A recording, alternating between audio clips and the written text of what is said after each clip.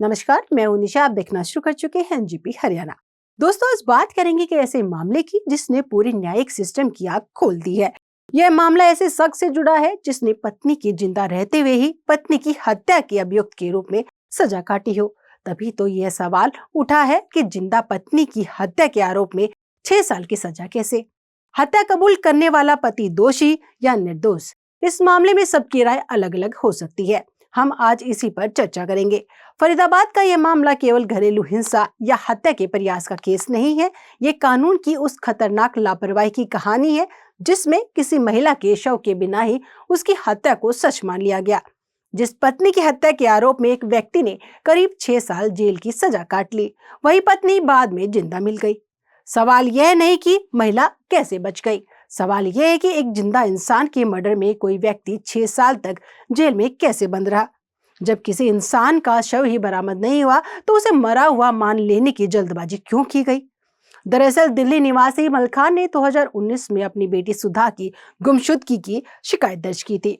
बाद में इस मामले में पति मुकेश पर चरित्र संदेह के आधार पर हत्या का आरोप लगा।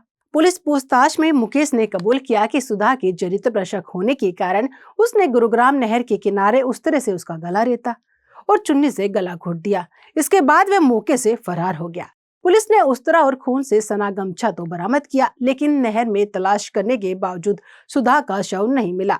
यह मामला दिखाता है कि हमारे सिस्टम में कबूलनामा और परिस्थितिजन्य सबूत कई बार सच से ज्यादा भारी हो जाते हैं।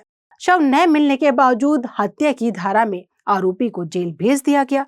यह सवाल उठना स्वाभाविक है। क्या जांच का उद्देश्य सच तक पहुंचना था या किसी तरह कागजों में केस को सोल दिखाना?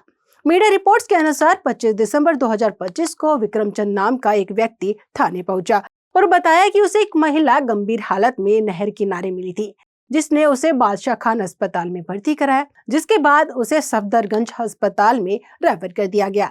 पुलिस ने अस्पताल पहुंचकर महिला की पहचान सुधा के रूप में की। महिला के बच जाने की इस खबर ने पूरे केस की नींव हिला दी। इसके बाद मुकदमे से हत्या की धारा हटाकर हत्या के प्रयास की धारा जोड़ी गई।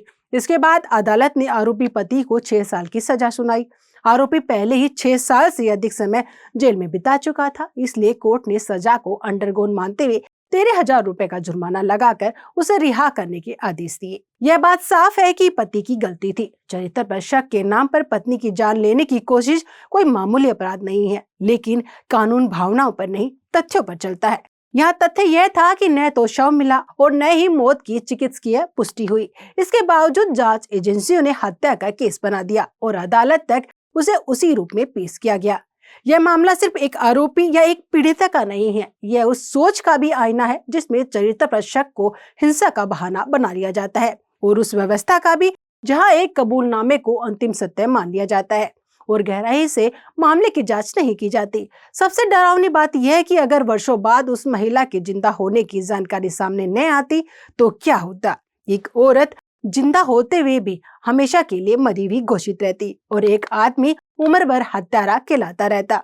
हालांकि वह अपनी ओर से तो हत्या कर ही चुका था, इसलिए उसे हत्यारा मानने में और कहने में कोई गलती भी नहीं थी।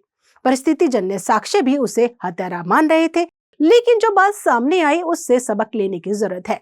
पहला सबक यह है कि हत्या जैसे मामले में अहम साक्ष्य की तलाश में और गहराई से उतरने की जरूरत है।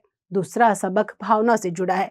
हो सकता है कि पत्नी की अपनी ओर से हत्या कर चुका व्यक्ति बाद में अपने कृत्य पर पश्चाताप कर रहा हो। यह घटना यह भी साबित करती है कि अगर महिला नहीं मिलती तो न सिस्टम को कभी यह पता चलता कि उसने क्या गलती की है और न ही कानून का छेद सामने आता।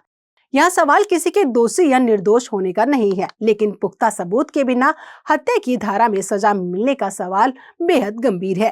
कानून की किताबों में हत्या के प्रयास और हत्या के बीच बड़ा फर्क है और उसी फर्क पर किसी की जिंदगी टिकी होती है। यह घटना पूछती है कि क्या हमारे जांच तंत्र के पास यह स्वीकार करने का साहस है कि उसने जल्दबाजी की? क्या अदालतों के पास यह व्यवस्था है कि शव बरामद किए बिना केवल आरोपित की स्वीकारोक्ति से हत्या की बात को सच मानने जैसे मामलों में अतिरिक्त सतर्कता बढ़ती जाए? फरीदाबाद का यह मामला चेतावनी है कि न्याय तब सबसे खतरनाक हो जाता है जब वह सवाल पूछना बंद कर देता है, क्योंकि अगर सच अपने आप सामने न आए तो कभी कभी एक जिंदा इंसान भी रिकॉर्ड में मृत और एक इंसान जिंदगी भर हत्यारा बना रह सकता है। कभी कभी अदालतें भी ऐसे फैसलों पर मुहर लगा देती हैं जिनकी बुनियाद ही गलत होती है। दोस्तों, इस मामले में आपकी राय भी महत्वपूर्ण है। कमेंट बॉक्स में जाकर अपनी राय जरूर दीजिएगा। आपको वीडियो अच्छी लगे तो लाइक करें, शेयर करें, चैनल को सब्सक्राइब करें। धन्यवाद।